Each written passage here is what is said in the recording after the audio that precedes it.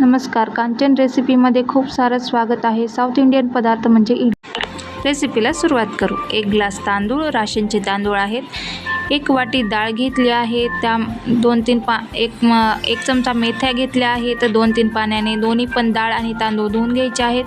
दिवसभरासाठी भिजत ठेवायचे आहेत. रात्री त्याला मिक्सरला काढून घ्यायचं आहे डाळ आणि तांदूळ आणि त्याच्यामध्ये एका एअरपॅक डब्यामध्ये टाकून घ्यायचं आहे.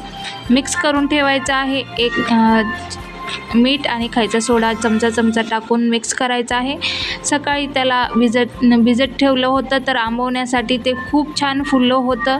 आणि नंतर आपल्याला हे इडली पात्र घ्यायचं आहे. इडली पात्रामध्ये पाणी घालून गॅसवर गरम करण्यासाठी ठेवायचं आहे. आणि इडली पात्राला तीन याचा आहे बघा. इडली पात्राला आपण तेल लावून घ्यायचं आहे. तेल लावून घेतल्यानंतर हे बॅटर मस्तपैकी असं भरून घ्यायचं आहे. पूर्ण फुल भरायचं नाही,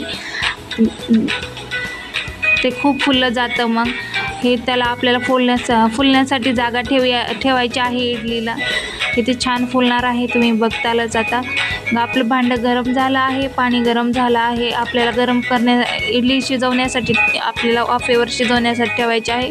10 मिनटं शिजल्यानंतर काढून घ्यायचे आहे. थंड झाल्यानंतर इडली काढून घ्यायची आहे. आणि मस्त अशी इडली फुगली आहे बघा.